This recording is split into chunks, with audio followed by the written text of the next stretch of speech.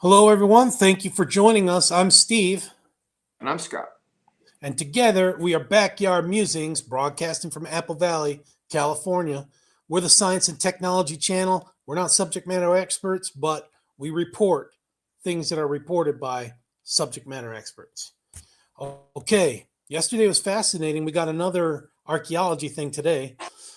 In central Canada, a newly uncovered 11,000-year-old settlement is challenging the notion that early indigenous people were nomadic.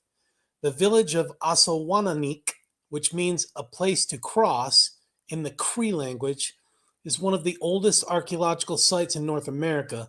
It suggests that an organized sedentary society existed in Canada much earlier than previously thought. Would you like to know more? Âsowanânihk is located in the Sturgeon Lake First Nation in central Saskatchewan, Canada, right? Yep. Evidence from the site includes fire pits, stone tools, and bison bones. According to Glenn Stewart, an archaeologist at the University of Saskatchewan, the presence of a large fire pit indicated that the site was used for a long period of time or for several shorter periods. Quote, the revelation of an 11,000-year-old pre-contact settlement, one of the oldest known indigenous sites on the continent, confirms that highly organized societies existed in the region far earlier than previously believed. And that's, he's, again, I think we already mentioned that he's from the University of Saskatchewan, right?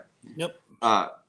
Again, quote, to go on with a quote, this place is among some of the world's most well-recognized ancient sites, such as the Great Pyramids of Egypt, Stonehenge in England, and Göbekli Tepe in Turkey, each known for their immense historical significance and their role in shaping human civilization, unquote. Okay, so when I first saw this, I thought 11,000 years, that's not right. I'm thinking it could be a Jaredite settlement, which would be like 5,000 years old. So I think they've got a problem with their dating. Okay. Do we need to send an email or a memo to I was I brother was Steve? thinking about that. I haven't decided yet, but we're going to take it under consideration. I don't think Maybe their we can invite dating him method on. is. Maybe we can invite him on and have a debate. That would be great. Yeah. Okay, the settlement was most likely a long-term camp where indigenous hunters harvested the now extinct bison antiquus from one of the hearths. Charcoal was dated to about 10,700 years ago, which meant that people were living at the settlement just after the end of the last ice age when the land was finally suitable for plant growth.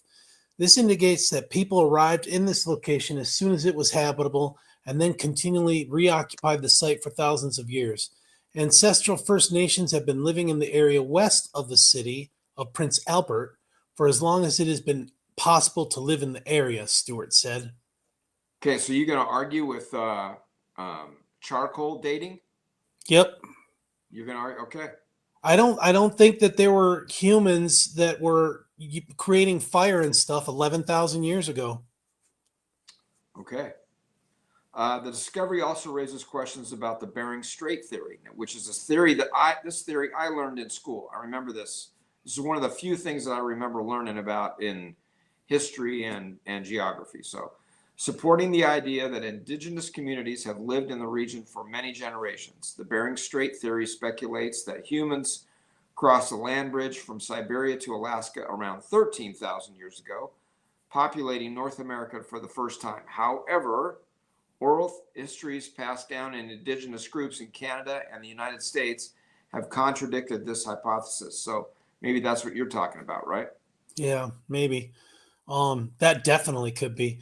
Instead, they suggested that smaller groups crossed the bridge over different periods of time. Oral histories also describe the area as a center of trade and cultural exchange. Until now, there was no physical evidence to back this up. The Âsowanânihk Council is calling for protective measures to be implemented immediately for the site since it faces possible damage from nearby logging and industrial activity. In the future, the council hopes to turn the site into an educational opportunity to teach the community about the land's cultural background. So Yes. I wonder if they still teach that, or still, teach the Bering Strait theory. I don't know. If you guys, if our viewers know, let us know if they still teach that in school. Yeah, because I guess my grandkids are old enough to be learning about that stuff, but We I could never we could did. ask Bishop. We could ask Bishop Moore. He's a history Oh, teacher.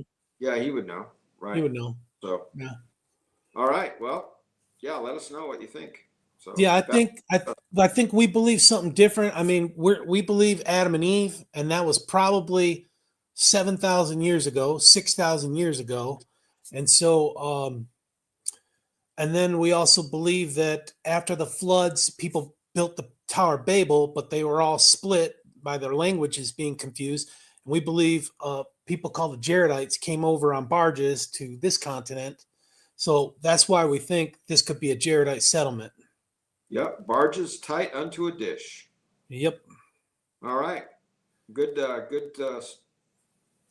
find here. This is cool. Okay. We'll see you again. Talk to you later, Take care, folks. everyone. Yep, have a good Sabbath.